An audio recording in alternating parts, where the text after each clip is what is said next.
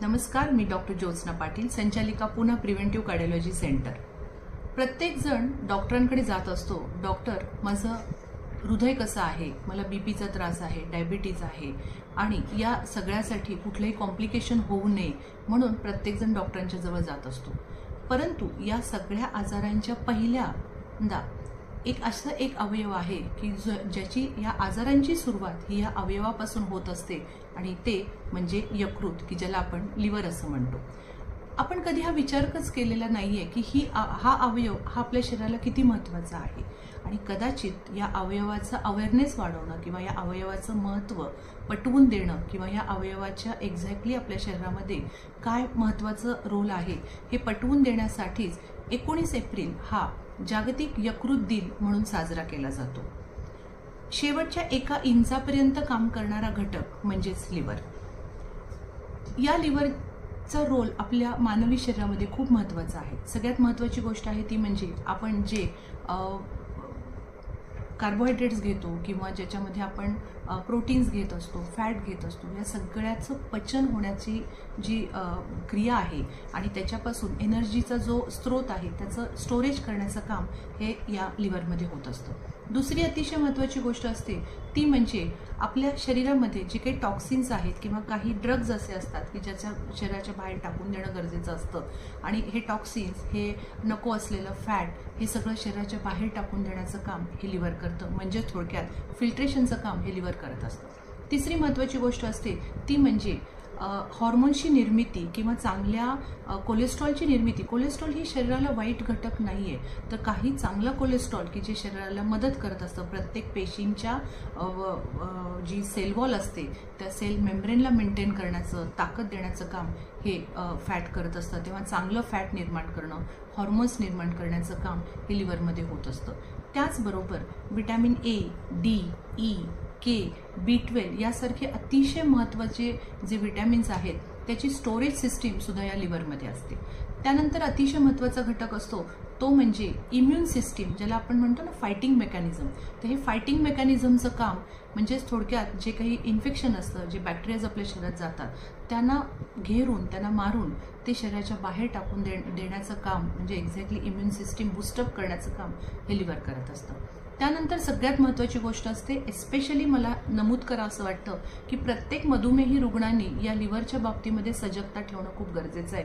कारण ग्लुकोज जे आपण घेतो, थोडक्यात आपलं कार्बोहायड्रेट्स असतील, जे आपण धान्य म्हणतो, त्याच्यातून जाणारे ॲब्सोल्यूट शुगर जे आहे किंवा फळांमधली साखर आहे, स्ट्रेस इंड्यूस्ड काही ज्या गोष्टी ग्लुकोज लेवल वाढत असतात त्या ग्लुकोजचं ग्लुकॅगॉनमध्ये कन्वर्ट करून तो एक एनर्जी स्रोत, एक स्टोरेज सिस्टीम तिथे असते आणि जेव्हा जेव्हा शरीराला गरज लागते तेव्हा हे ग्लुकोज त्या पेशींपर्यंत पोहोचवण्याचं काम हे लिव्हर करत असतं। आणि सगळ्यात महत्त्वाची गोष्ट असते ती म्हणजे शरीराला हायड्रेशन मेंटेन करून देण्याचं काम सुद्धा काही अंशी लिव्हरपासून होत असतं। इतकी महत्त्वाचे हा अवयव असताना या अवयवाकडे दुर्लक्ष हे आपल्याकडून होत असतं आणि त्याला सगळ्यात महत्त्वाचा कारणीभूत घटक असतो तो म्हणजे आपली आहारशैली। म्हणूनच यावर्षी म्हणजे मी बऱ्याच व्याख्यानामध्ये सांगत असते की your food is your medicine आणि यावर्षी सुद्धा 2025 मध्ये WHOनं हे एक स्लोगन तयार केलं आहे की your food is your medicine. आपला आहार हाच आपलं मेडिसिन आहे आणि जर आपला आहार व्यवस्थित आपण ठेवला तर आपण आपलं हा जो महत्त्वाचा अवयव आहे तो मेंटेन करण्याचं काम खूप चांगल्या पद्धतीने करू शकतो। तर सगळ्यात पहिली महत्त्वाची गोष्ट आहे आहारशैलीतला बदल। आणि सगळ्यात पहिल्यांदा बऱ्याच लोकांना असं वाटतं की अल्कोहोल घेणाऱ्या लोकांच्या मध्येच फक्त लिव्हर खराब होतं, तर असं नाही। सगळ्यात पहिली महत्त्वाची गोष्ट असते ती म्हणजे वेळी अवेळी जेवण जे आपण खातो ते जर खूप प्रोसेस्ड फूड असेल, एक्सेस फ्राईड असेल, तळलेले पदार्थ जास्त असतील, त्या आहारामध्ये जर फायबरचा इंटेक जर कमी असेल किंवा शुगरी पदार्थ जास्तीत जास्त आपण ग्लुकोज कंझ्युम करत असतो किंवा ग्लुकोजचा इंटेक जास्त आपला वाढत असेल किंवा बॉडी डिहायड्रेट होत असेल, पाण्याचा इंटेक कमी राहत असेल किंवा आपण ज्याच्यामध्ये म्हणतो की आपण बऱ्याच वेळी आपण खूप फास्टिंगमध्ये राहतो, काही आजकाल इंटरमिटंट फास्टिंग वगैरे लोक करतात, परंतु जे काही आपण इंटरमिटंट फास्टिंगमध्ये जे 2 वेळा जेवतो किंवा त्याच्यामध्ये जर तुमचं जर खाण्यामधलं जर व्यवस्थित बॅलन्स डाएट नसेल किंवा विटॅमिनची कमतरता, या सगळ्या गोष्टींच्यामध्ये लिव्हर ही टॉक्सिसिटी डेव्हलप होणं ही खूप प्रोसेस्ड होते। आणि सगळ्यात महत्त्वाची गोष्ट आहे ती म्हणजे आजकाल बऱ्यापैकी सगळ्यांच्या घरामध्ये पॅरासिटामॉलचे स्ट्रिप्स पडलेले असतात. अंग दुखतंय, घे पॅरासिटामॉल. थोडंसं डोकं दुखतंय, घे पॅरासिटामॉल. ताप आला, कणकण आली तर आपण घे पॅरासिटामॉल.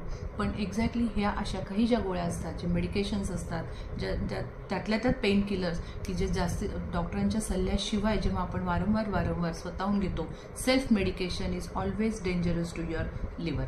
त्यानंतर महत्त्वाचा घटक आहे तो म्हणजे ऑफकोर्स व्यसनाधीनता, एक्सेस अल्कोहोल, स्मोकिंग, तंबाखू खाणं यासारख्या गोष्टी ह्या तुमच्या पचनावर जास्त त्याचा परिणाम होत असतो.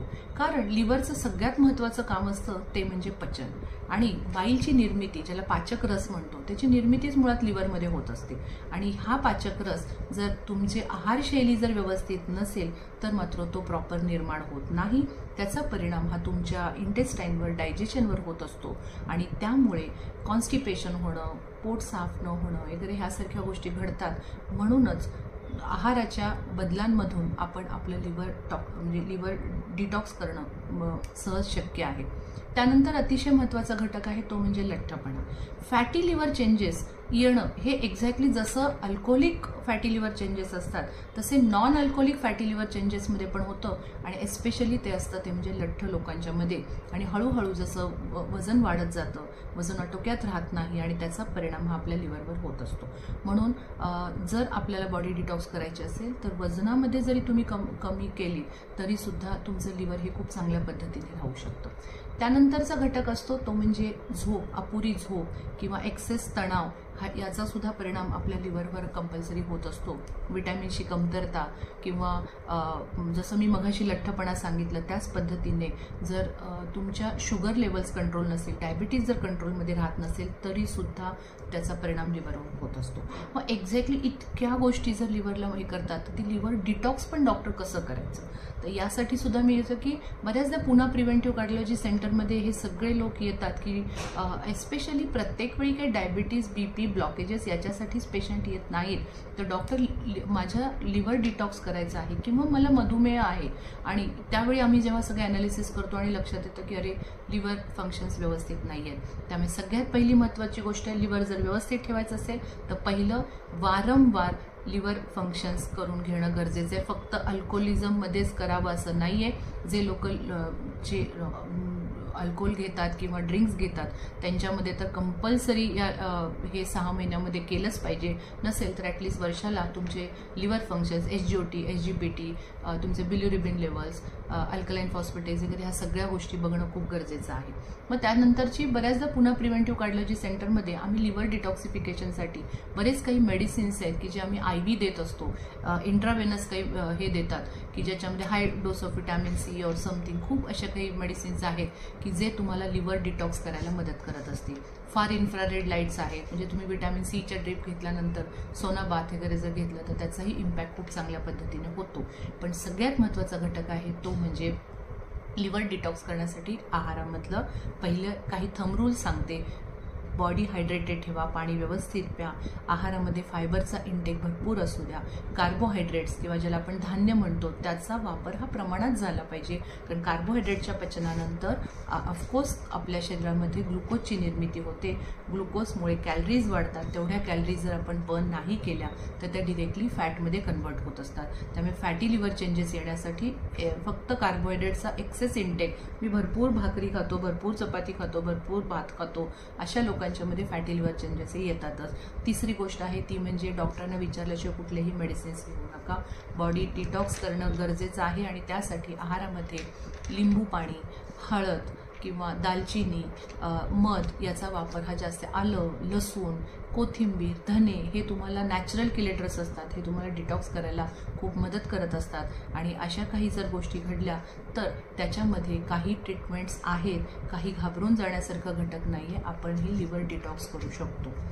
Thank you so much.